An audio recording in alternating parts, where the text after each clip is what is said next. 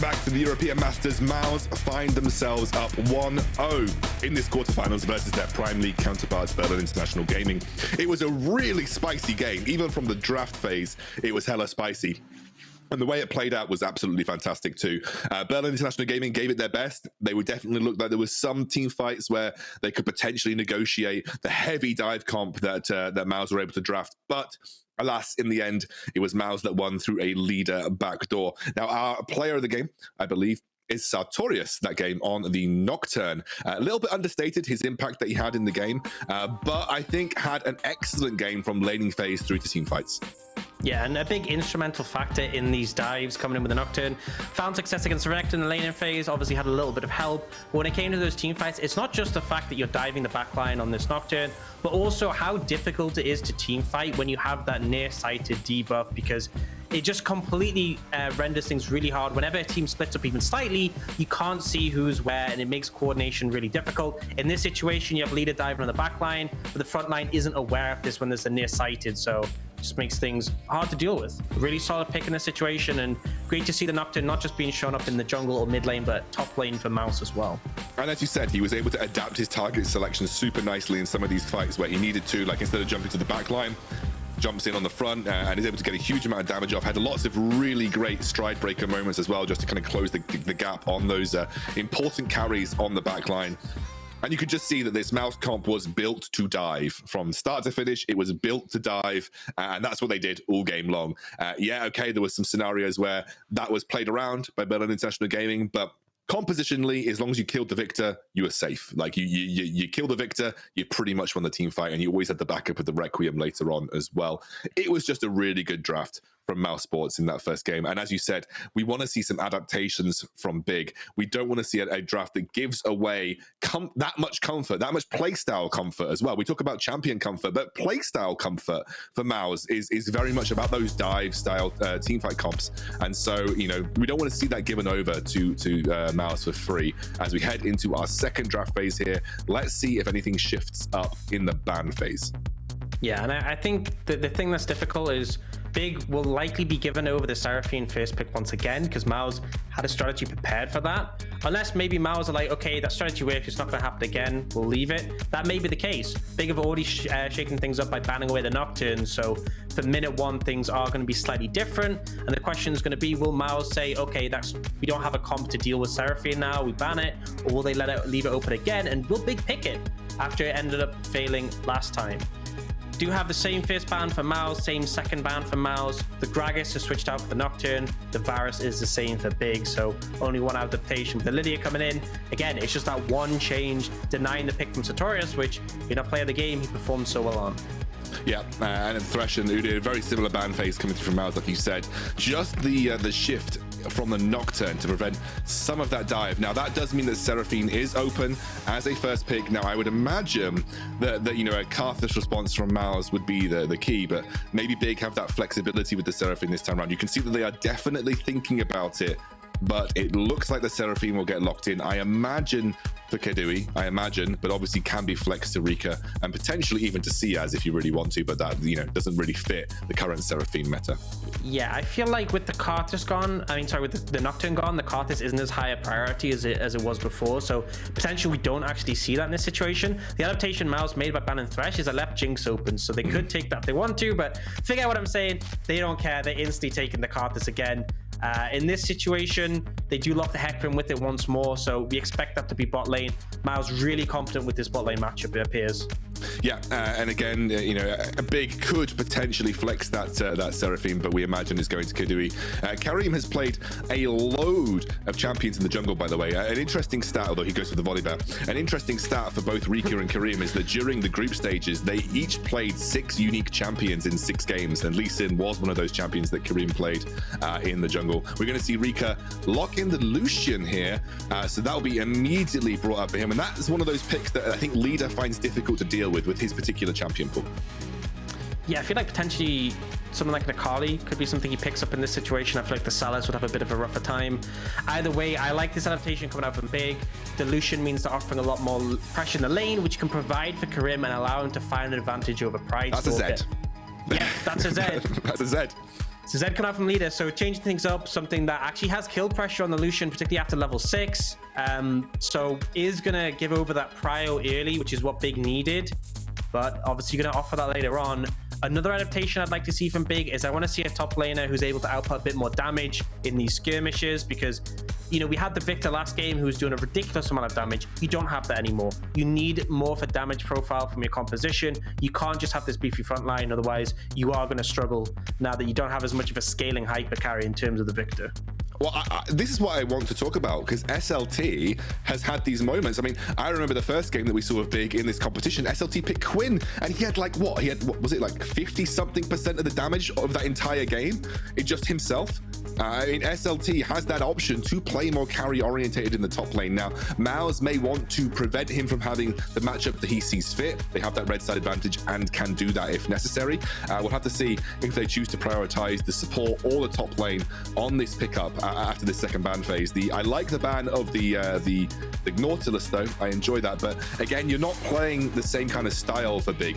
With this Lucian lock-in, you're not playing a kind of a we kite back constantly for a Victor. You have more aggressive options. You can play the team fights a bit more forward. And the Scion does get taken away though. Let's see where MOUZ choose to go. Yeah, we'll have to see. Again, it's going to have another situation with Karthus. I want to see Satorius on something that can lean on the side lanes once more. The Zed's going to be able to do that really effectively. There's not many things that want to hold up against him with the Karthus will back up in the side lane. So a similar option in the top lane would be great. But I think here you probably just take the support. I think with the Nautilus down, you could go for a similar sort of champion. Leona works well. Yeah. The heavy engage, that lockdown. And on top of that, really good in those early skirmishes bot lane to lock someone in place with Karthus to follow up. But now Big, they need to answer in terms of what they can do as a support to peel this, and also what their option is for top lane. And again, I need to see a damaged top lane, and Renekton is already banned, but something like that wouldn't really hold up, I feel. But the problem is you're in a situation where you're gonna have to blind it, and doesn't really put you in a comfortable spot. I agree with you though. The problem that I'm seeing with Big right now though is they've drafted basically everything that their previous comp had that played around like these big wombo combo team fights, yet you have a mid lane that doesn't really play into that. You know, you have a mid lane that is not going to provide you big team fight damage. So you're going to need extra input from the top side of the map here to make up for that. Jayce is an interesting one. It would allow you to go into the 1-3-1. It is a top lane that's quite difficult to counter, but the immediate lock-in of the Malphite comes through here for MOUZ. And MOUZ are saying, well, no worries, we can happily play you at your own game. And again, they look to be very comfortable with their draft.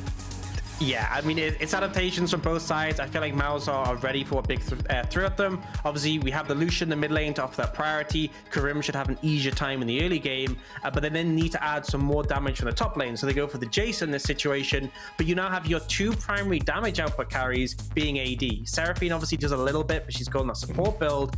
So Malphite makes complete sense in this situation. He is going to be so hard to kill in the later stages, and obviously add so much to this dive in these team fights. It's MOUZ doing very much the same. Their heavy dive, high-paced team fight composition is just rearing its head once more, and Big need to have a strong early game in this one. You're picking the Lucian, it needs to come out ahead, and I really want to see Karim playing around his solo laners and getting an early lead, because if he doesn't, I feel like they don't scale even as well as they did in game one. Well, they definitely don't, right? Victor, so.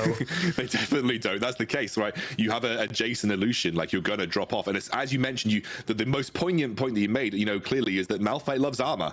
And Malphite will stack armor, and the Seraphine damage is, you know, you don't care about that as a Malphite. Seraphine's going to tickle you realistically, even if you're just building some HP alongside your armor. So when the Jayce and the Lucian are your source of consistent damage, Malphite will just stack, and he will not care. And that's the problem that I think, again, Big are facing going into this game, as you said, and the dive is still there. They have that ability to kill the Seraphine, because if you just kill the Seraphine, again, you have kind of unlocked the team fights. You've kind of unlocked the reason that Big can kind of work. But what I do like from Big, the adaptation that I like from Big, is that if they get dived on, they will dive you back. They will jump straight into the team fight with Jayce. They'll jump in with the Lucian. You have a bit more mobility there. You've got a bit more flexibility. And the early game is a bit more powerful, which I think is the area of the game that you need to exploit in order to try and take control of this comp that MOUZ have got. So that's that's the adaptations that I do like from Big. Do I think those adaptations are enough? Maybe not, but I think that is the right adaptations to have made to attempt to wrestle control of the early game and kind of snowball it out of control away from MOUZ. Yeah, and I will say there isn't as much global pressure with that Nocturne gone. Yeah. You don't have as much 1-3-1 pressure as it's a Malphite. And the Zed, realistically, I think Lucian and Jayce both fare better in the side lane up against him. If the Zed's ahead, they're still going to lose, especially with the Karthus all backup. But if they do end up finding themselves ahead, and MOUZ's response is to play a 4-1, I feel like they could potentially hold him if they have enough of a gold lead. Ducky just chilling as we head into our second game in this quarterfinal. MOUZ are just one game away from finding themselves in the top 4 of this competition. I was going to mention earlier, we had 2 teams in this competition that were left that could actually win the European Masters for the second time since its inception. The first team was Misfits Premier. They are out. Second team is Big, and they are on the verge of getting knocked out. And that would be history making for a team in the European Masters, because we've never had a 2-time winner, you know, from an organizational standpoint. And this would kind of be revenge for the last time Big was in EU Masters. In 2019 summer, Big's last EU Masters that they qualified for, they won after losing domestically, and then they had a semi-finals up against MOUZ, and they beat them and then went on to win the whole thing. So if MOUZ are able to get revenge for that, puts them in good stead to continue the rest of the tournament. And it's something about Leader as well. Something about Leader and teams that Leader is on. It's pretty good. They always seem to pop off at European Masters. I'd love to get some stats on like the player that's made it to the top 4 of the European Masters the most. I would not be surprised to see Leader at the top of that list.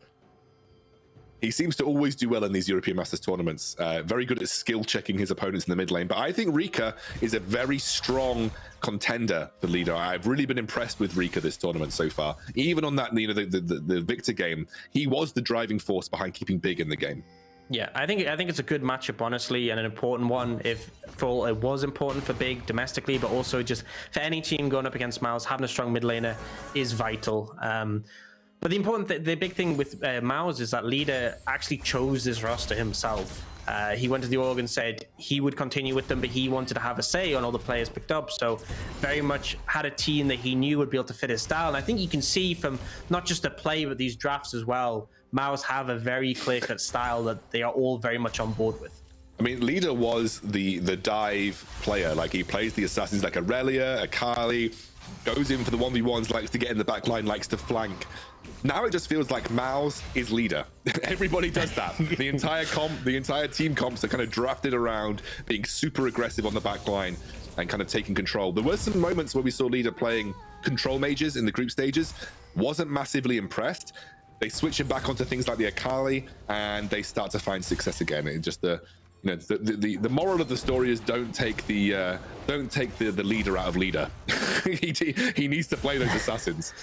I mean, there's definitely some versatility and some options there, but I agree. I mean, he's clearly had so much success in the ERLs and in EU Masters, and I think it's worked before, and playing to that obviously provides a lot of strength. We do see bot lane dynamics being a little bit different in this situation. I think one factor is because there's so much pressure mid, Enjawve is a little bit concerned about this jungle being invaded, so Gadget and Enjawve not really able to do quite as much in this bot lane matchup. But once that level 3 gets hit, there's always that threat of the Leona going in, and once you start to connect and lock them down, very easy for the laneways start to chunk out. I think also what helped is you didn't get level 1. You didn't get level 1 all in by the Nautilus, and I think Leona finds it a bit more difficult to have that impact, like you said, until level 3. True, not quite as good. Karim's going to double scuttle the Hecarim here. That's a good start for him. I mean, this is a difference in having mid priority, and obviously with the Jayce as well, they're having prior there. Ooh, do find a little bit of engagement, not much going to come from that one. Yeah, it's a difference in priority. You're able to have that Lucian who can always come and assist you. He's got a 10 CS lead. He's doing great in the matchup. And I think this is why this was a big adaptation for Big. They need to put this Hecarim behind. That's how a lot of matchups are going up against the Hecarim. It's why the Udyr is so successful in this matchup, because he can outpace him.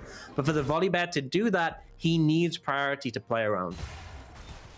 And Reeker has found that with the Lucian. You can see why they prioritize this at B3 in the draft, saying that, I mean, Lucian generally tends to get priority versus most mid lane matchups as well. I mean, even if it did come to a control mage matchup, Lucian still generally gets priority in those particular 1v1s. So it was just a nice pick to give Reeker, as you said, that space to allow Karim in the jungle a bit more opportunity to put the Hecarim behind. And that has already started here.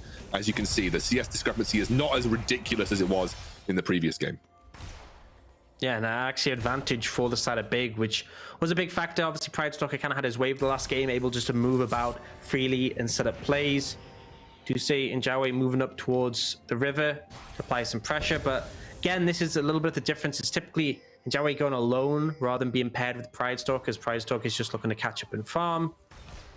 Could potentially look for something mid, but I feel like you're kind of waiting for the level 6 from Leader. That's really where the kill threat comes out for the Zed. But now, though, this could be a problem. I think Reeker needs to be a bit respectful. Yeah, Enjawve flashes in, but immediately the teleport is there. Karim's going to cool down the lightning. And first blood for Reeker. Great teleport from SLT. And they punish an over-eager engage from Enjawve. Yeah, critical thing, no ultimate for Pridestalkr, no ultimate for Leader in that situation. The follow-up wasn't so easy, and you knew that Big had all the information. That ward just up to the right of Seaz, they saw Pridestalkr coming, so despite the fact that there were 2 members there, they still opted for this play. So they see Pridestalkr, Reeker doesn't back off, he knows he's baiting, the flash comes in, they know the Leona's not getting out, it's a level 3 Leona, you're not going to survive that much damage, and with the TP, they know the follow-up won't come in from Leader and Pridestalkr, especially with no ultimates available. So just really nice play coming out from Big. And I see MOUZ prioritizing this early Dragon, which isn't something you see as often in this matchup. Typically when these 2 teams play, it's Big who are the ones who look for that first Drake. Looks like they just kind of took advantage of the back timings, had some priority in the bot lane, they're able to get away with it for free. But I don't think the Big will be that stressed by it. It looks like it could be an Infernal or an Ocean Soul again, though, here. And both of those souls are pretty spicy for either team. If an Ocean Soul comes through for MOUZ, though, and they actually pick it up, that's disgusting this game. Yeah, I mean, it will make it very difficult to cut through the Malphite, but to be honest, he's already pretty hard to kill. And it's going to get to the point where, like, Armor Pen will have a lot of value for him. So I feel like, honestly, the Infernal Soul is a scary one for both sides, because adding that burst to the likes of a Lucian or a Jayce, and even on the other side, a Zed with Infernal Soul is so threatening. It gets to the point where you've just, like, R and then E auto Q. It can just be enough to kill someone. I mean, you're never killing Satorius here. He has his ultimate, and he will just ult away. But it does force that cooldown. As the ultimate comes through, yeah, that is going to be the level 6 from Leader, but Reeker able to escape relatively unscathed. Yeah, the shurikens at the end don't connect, but in honesty, I think even if they did, he wouldn't have gone down. It does force his flash, though, and Leader will probably be able to look for a follow-up when his ult is back up available and look to pressure Reeker once more. For now, though, you can see this priority coming out has allowed Big to push up. Karim looking to invade in the jungle here, as he knows he has the support of his top laner and his support in this situation. This is the pairing we were talking about before the series, but you can see that MOUZ are responding with their own jungle support in tandem. Oh, Seaz, though, gets caught out just a little bit by Enjawve, but they dive in. Oh, the damage is big. Onslaught of Shadow's not going to be enough. And Enjawve taken low. Leader immediately exhausted. Some low HP bars are there, but no ultimate for Satorius. Leader's going to get knocked up. And a triple kill for the bear in the jungle. The stars aligned for Big, and numerous sets of events set them up for this engage, and they capitalized. Yeah, MOUZ opted into that one. The full support was there for Big. They have these strong early carries that they can play around, and Karim gets the early game he needs against the Hecarim.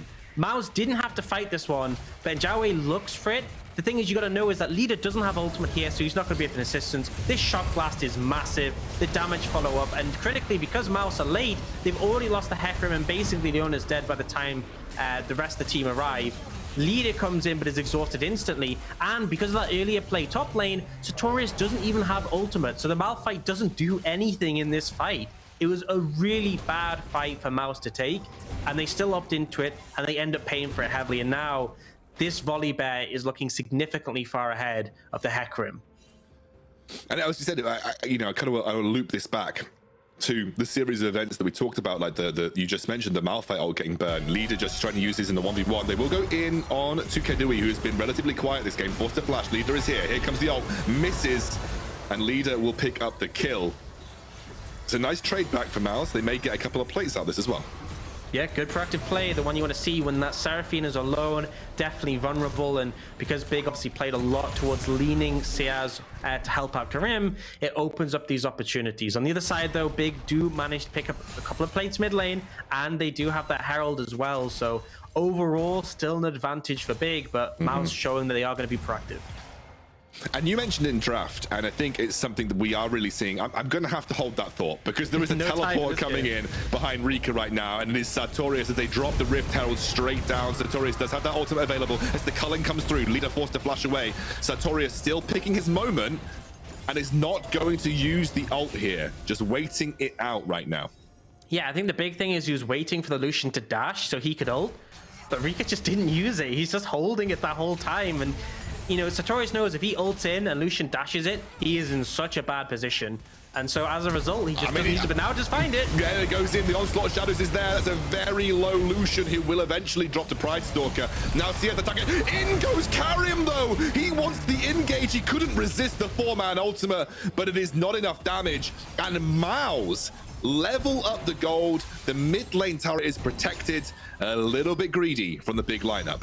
And Satorius shows it pays to be patient in that situation. Doesn't opt to go from the initial TP, but big, they look at that mid tower, they see it so low, they want the last plate, and it's a critical error in this situation. The flash ult means there isn't much time for Reeker to respond, and he doesn't get out of the range of the ultimate in time with that dash. And then in the follow-up, it looks like it could be a turnaround in this situation, but it's only really damage onto Enjawve and Satorius, and they're so tanky, and then Leader is able to come in for the cleanup. And it's a huge win for MOUZ. They keep their mid lane tower alive, although, as I say, that is dead here. But they managed to get a bit of a reply. Still down in gold, but keeping themselves relevant. Crucially, Leader getting fed a little bit here. Keduii has to be... I mean, look at that CS difference, by the way. He needs gold. Yeah, he needs the gold. Well, okay. I mean, he's 2-1, but he is about 1,200, 1,300 gold behind Reeker right now. So yeah, he needs those kills. He really needs those kills. All those plates in that tower being gone mid, and that 35 CS lead definitely going to be a bit painful. You do see MOUZ looking for this dragon now. Big really aren't in a position to contest this, and I don't think they're too bothered about this one. Can always start to contest on the third, but they're playing for that early pressure, and now you can see that SLT has some alone time with his top lane tower. He's already just taken one plate there. Karim is leaning over. This is going to find a massive gold advantage, and both of these solo laners for big are getting really far ahead. Satorius can't even walk up to the wave. You can see that all of big have sort of moved up to zone MOUZ out of their own jungle. And I want to link this back to what you said in draft. You said, I'm expecting Karim to play around his solo laners, and you have not been, you know, more correct in your life here, Orcs, because this has been Karim. I don't even think he's gone to his red side jungle. It has been a complete camp around us that there's a top and mid side for Karim. You can see, because they've given up the 2 dragons, they've not been playing for Keduii. Keduii's been playing solo lane this entire game, as Seaz has been roaming consistently alongside Karim. This has been playing out as you expected from the draft phase. Yeah, and I mean, it's good to see they clearly had a wink on, they're clearly sticking to it, and they found so much pressure. Now Leader obviously has that mobility on the Zed, so is able to get away from difficult situations, but feels super overextended, and the mid tower being down this early is a bit of a sore point for the team. Obviously means that if big can sort of stack members together, move to those side lanes and find advantages. That's the question then. Do we, you know, if we were to move into a 1-3-1, like who is this favoring? It looks like you can see Reeker on the bottom side of the map. Enjawve and Pridestalkr are being a little more aggressive down here. They have been playing more around Gadget.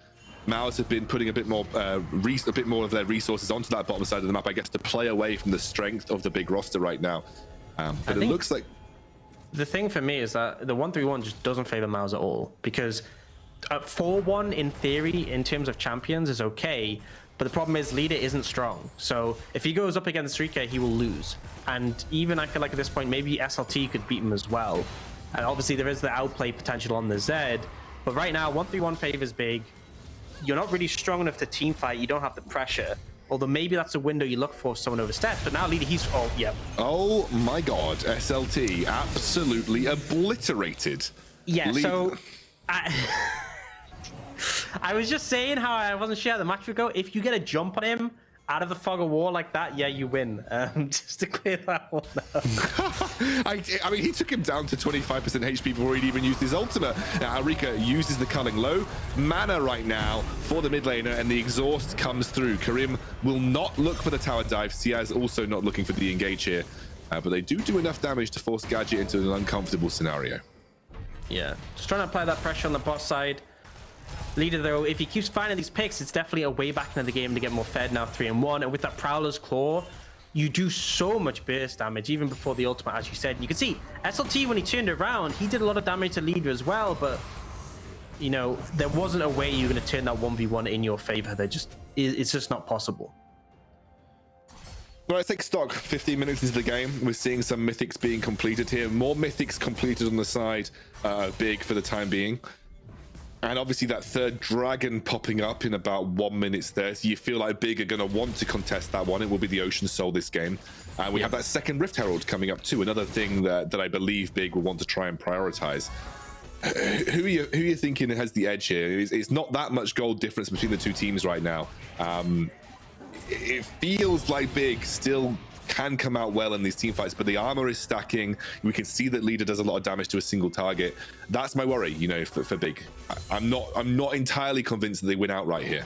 Yeah, I think it really comes down to if MOUZ pull off the engage, because if they instantly delete a carry, if the Malphite ult connects, I think MOUZ should just be able to take the fight. But if that doesn't come to fruition, then Big should be fine in most of these scenarios. Because as much as there is armor being stacked up, it's not super significant right now. And Reeker and SLT will still be able to pump damage in. And again, the Seraphine has the powerful ultimate, has that sustain with the Moonstone now picked up. So MOUZ have to be clean and crisp on this one. They're not. Big should have the window to take this. Pridestalkr still has the level advantage on Karim, despite Karim's really strong early game. He has not been farming at the level. I mean, Karim is confident here as he gets locked up by Enjawve, taken down very low for the time being. Forced to use the stopwatch early on here, still has the ultimate available too, and he slaps into the back line straight onto Pridestalkr, but it's a 1-for-1 overall, and the Requiem is coming through. Leader is there too, as they take out Reeker. Keduii on the back line. SLT is there, and he's doing damage, but it's not enough, as Leader is on a rampage on the Zed. It is a technical team fight win for MOUZ.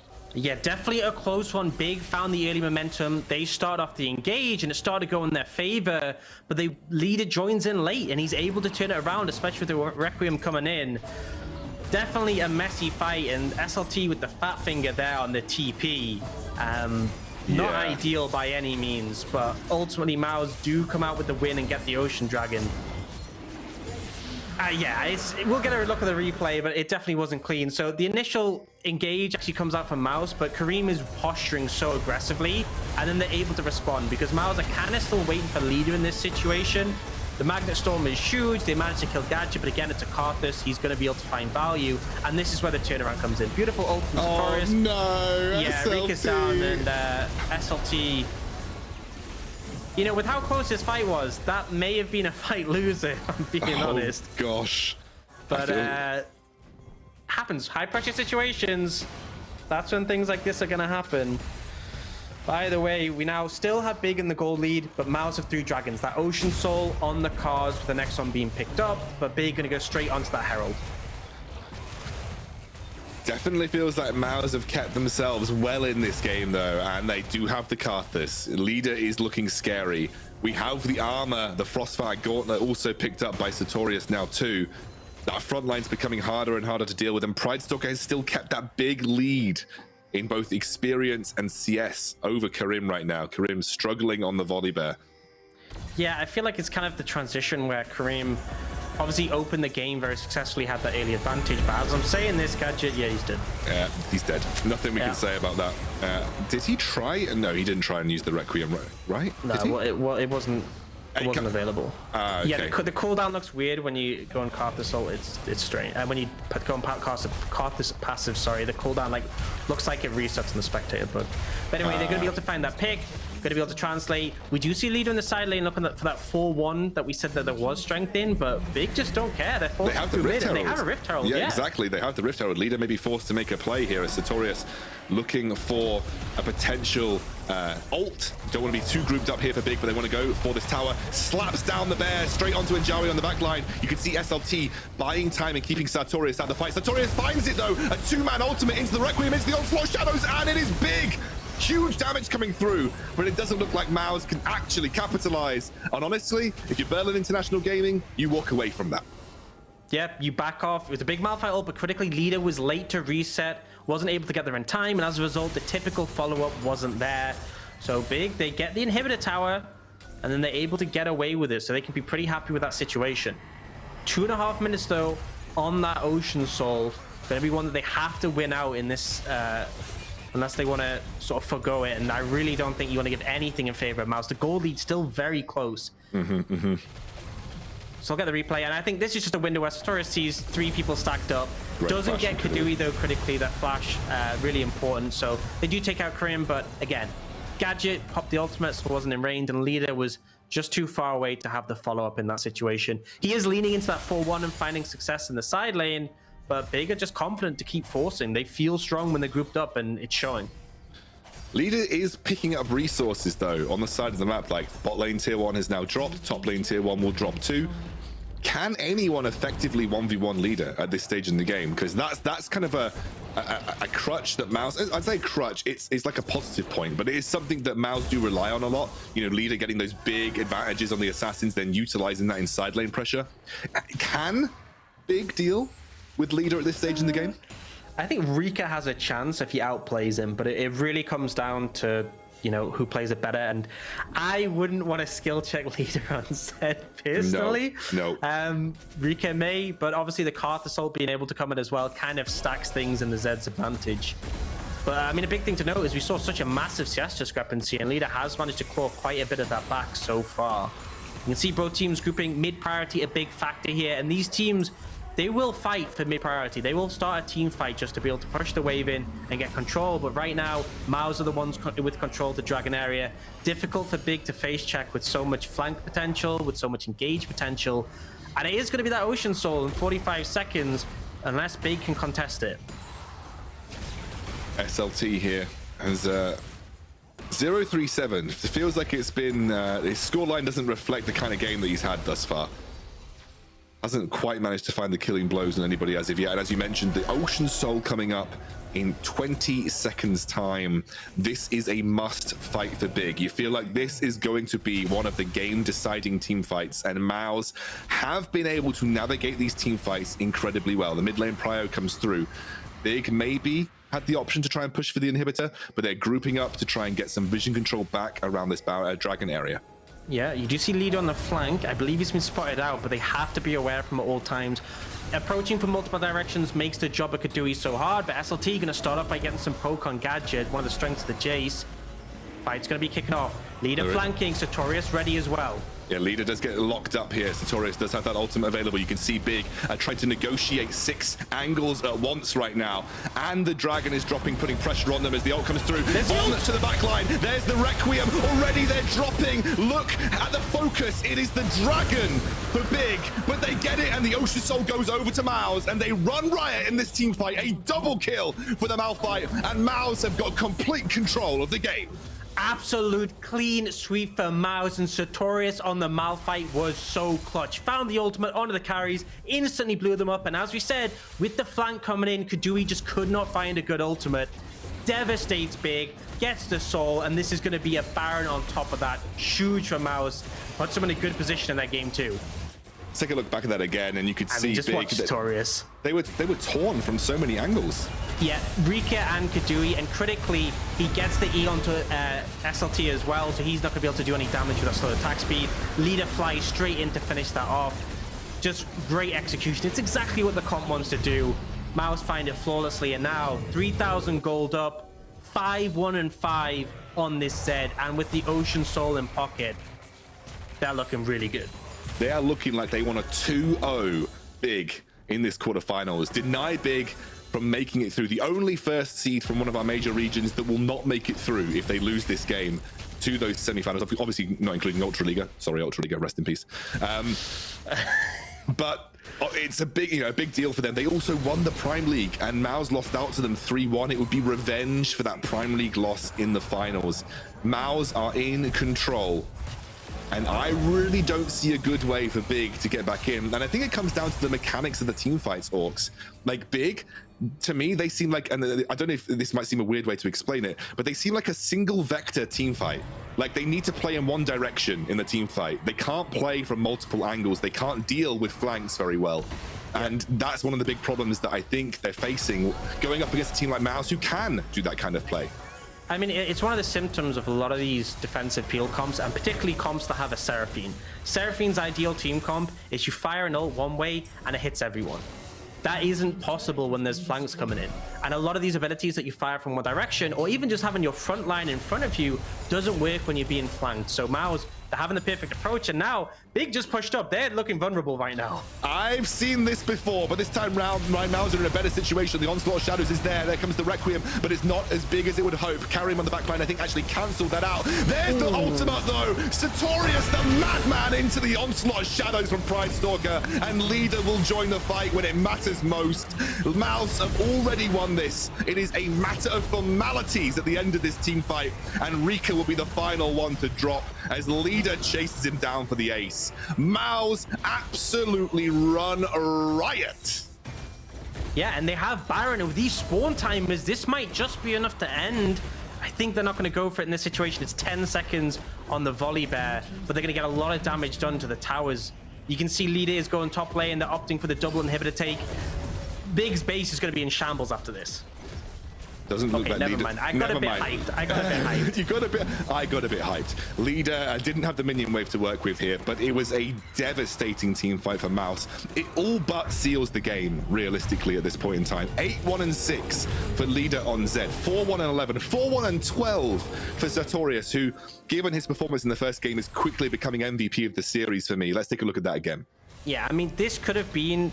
I mean, it's a one-team fight in every situation, because as much as Keduii flashes away and disengages, the ult is now down for the Seraphine. Karim's in a terrible position. The Malphite ult doesn't hit Reeker, but it hits 2 out of 3 of the carries. And at that point, it's so hard to recover from this position. Leader comes in, and you have 2 members left, and Leader still has that ultimate available. It's just devastating. You mentioned it in the draft phase as well, Orcs. You said, you know, I'm still not sure that Big can deal with the dive potential of MOUZ. And I really feel like unless Big are being the ones to dictate the fights and go aggressive and look for the engage, I feel like they again have the same issue they had last game. They just can't deal with it. Yep, and MOUZ are just bloodthirsty. They're looking for a play now. I mean, Keduii, the stopwatch comes through, the Zhonya's is there. That might be enough time, but the Requiem comes there through. It's going to be the engage from Karim, but it really doesn't mean much at this point in time. Reeker does not have the damage as he gets exhausted out. MOUZ are playing with their food. A triple kill for Leader and a clean ace once again. 8,000 gold lead. They managed to get a massive advantage in the fight, and this should just be the closeout. Revenge for the finals of the Prime League. Revenge for 2019 summer when Big took out MOUZ. MOUZ will be going through to the semifinals. They will be, as they look towards those Nexus towers. Satorius tanky enough to just face tank the damage at this point in time. Leaders there finishing them off, who have got some respawns coming through from Big. Keduii is there also. I think MOUZ may actually be forced back. It's so close to the end. Got a little bit hypey again here, but it's fine. Happening again. We're getting overhyped. It keeps looking like the game's done, and I'm calling it, and it's not over. Gotta calm down a bit. Gotta take a breath. You know, you see a Zed triple kill, you see a clean ace. You expect these things, but won't quite be the game yet, but it is very much looking stacked in MOUZ's favor. You can see this engage. I mean, it's just Keduii being caught out in this situation. The stopwatch does come in, but it's not going to do anything because the Malphite ult's still there. Lands once more. Seraphine goes down, and then in this follow-up, you can see Leader is hunting for Reeker in this situation. Prowler's Claw, the second gap closer, and at that point, the fight is just done. You mentioned that MOUZ had an answer to the Seraphine. They were so happy to just lock in the Karthus straight away and build a comp around dealing with the Seraphine as a non-threat, and it really feels like it's been the case throughout the entire game. Karim now locked up by Leader. A guy who was 2,000 gold down almost in the early game is now one-shotting the tanks on the Berlin International Gaming lineup, and now MOUZ, desperate to push through that bot lane that they've opened up, is so low on that Nexus tower. They can surely push straight through to the end here.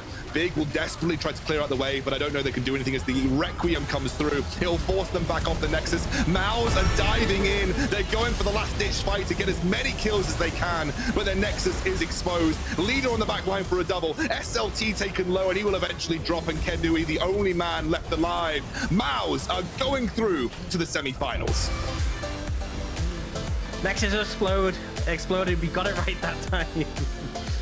they do get the second win. And honestly, credit to MOUZ. They came in with a draft that was unlike what we've seen in the rest of EU Masters from many of other teams, but it fit their style to a T. Yeah. And critically, they left that Seraphine open, which they've been banning pretty consistently across the tournament, and it baited big in. You see a power pick like that, you want to take it. It's something they've played before, but it felt like they had so much prepared for it.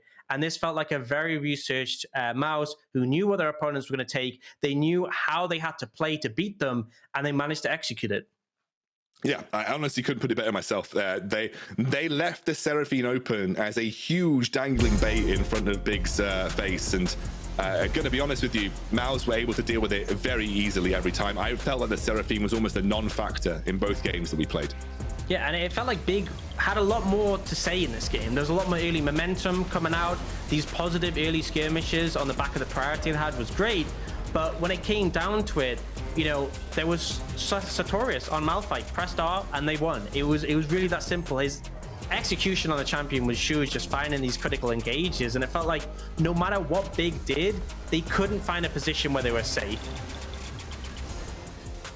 And you can just see some of these team fights that played out. The problem that Big had this game was that they didn't even have like an ability to peel back towards a very late game scaling hyper carry like the Victor. They needed to be the aggressive team. And honestly, their first, 10, 15 minutes of the game, they played it well. But it just came to moments like this, and as you said, the flank's so critical. The Seraphine ult only hits Pridestalkr there because which direction do you throw it? You're so limited in options. The Malphite ult connecting on it too, and it just felt like textbook gameplay coming out from MOUZ. And you see, you know, first 20 minutes, it was positive for Big, but as soon as those team fights started occurring, the momentum just swung so heavily in the other direction, and it really felt like MOUZ had Big's number in this entire series. And Zed for leader absolutely popping off in terms of damage this game. 26.8k as the assassin, dealing the most damage by a significant margin. He really was one-bopping people on that champion. It was insane. I mean, look, we know how good his assassins are. We know, you give him the likes of Akali, Zed, or Irelia. He can do this at a European Masters level, and he's just shown that he's still capable of taking names, even at this stage of the tournament. And they go on to face XL in that lower part of the quarterfinal bracket. We have a really stacked top four at this European Masters, actually, Orcs. Yeah, I mean, absolutely. On the other side, we have UCAM, who've been just storming through the competition. K-Corp, I don't even have to give them an explanation. But on the other side, BTXL beating out the LFL Seed 2 and now facing up against MOUZ, who have managed to overcome the adversaries domestically. I think both semifinals look absolutely stacked.